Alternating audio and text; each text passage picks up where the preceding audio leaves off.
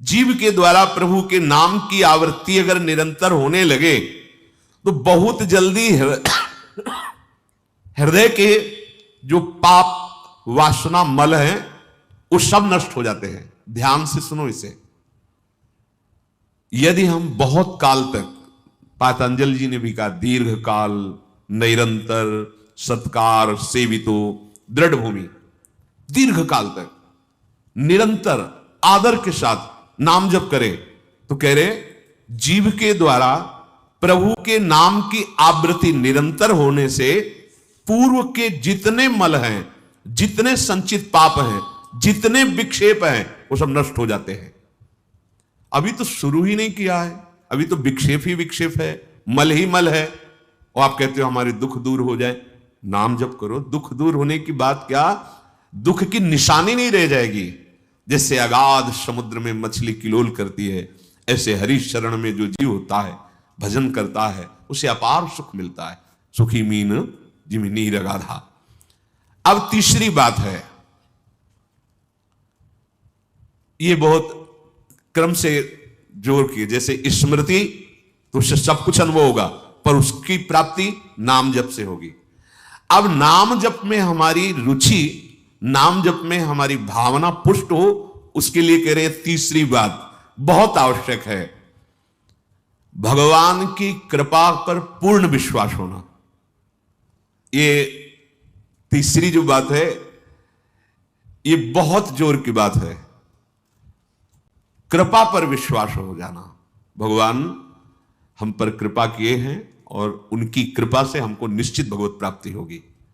कई बार विश्वास की, कृपा की चर्चा हुई है।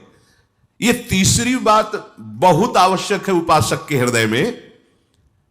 भगवान के कृपा बल से अब मुझे निश्चित भगवत प्राप्ति होगी, इसमें कोई संदेह नहीं है।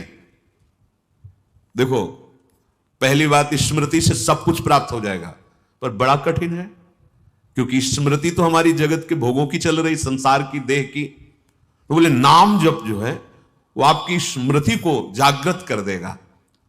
जितना आप अधिक नाम जप करेंगे, आपके पाप सब नष्ट हो जाएंगे। तो नाम जप में भी बराबर तो हिम्मत नहीं पड़ रही, आध घंटा थोड़ा समय नाम जप। कोई साधु महात्मा एकांतवास करके 24 घंटे प्रयासरत, उनकी बात हो सकती है। हमें तो जब मिला समय तब भले नाम, अभी इतना अभ्यास नहीं। तो बोले निरंतर नाम जप और स्मृति दोनों को जागृत करने की सामर्थ्य तीसरी बात में है। भगवान की हम पर बहुत कृपा है। भागवत में भी एक जगह कहा है कि जो भगवान की कृपा का अनुभव करते हुए प्रारब्ध के अनुसार दुख सुख आता है, उसे भोग लेता है, शिकायत नहीं करता, उसमें विचलित नहीं होता है, और हर समय भगवान की कृपा का, हमारे ऊपर बहुत कृपा है, तत्यनुकंपा, ये श्लोक ऐसा है। उसे भगवत प्राप्ति ऐसे हो जाती है जैसे पिता की संपत्ति पर पुत्र का अधिकार स्वयं हो जाता है। ऐसे हर समय भगवान की कृपा का अनुभव करना, बड़ी कृपा है हमारे ऊपर। जो दुख सुख आवे उसे सह लेता है, भगवत चिंतन, वो निश्चित भगवत प्राप्त हो जाता है। तीसरी बात हृदय में बैठालनी कि भगवान की कृपा बल पर भगवत प्राप्ति बिल्कुल निश्चित हो गई मेरी। ये मानने में क्या जाता है तुम्हें? तो आप कह दो कि हमारे अंदर तो विकार हैं, अभी भजन नहीं। भगवान की कृपा बल की बात कर रहे हैं। पहली स्मृति, दूसरी नाम जप, तीसरी बात करें कृपा बल पर। उनकी कृपा से क्या नहीं हो सकता? कहो कृपा ते कहा ना हुई। अरे वो मूक से वेद पढ़वा दे, लूले लंगड़े से सुमेरु पर्वत फंदवा दे, छोटे सांप के बच्चा से गरुड़ को खा जाए, भगवान भगवान।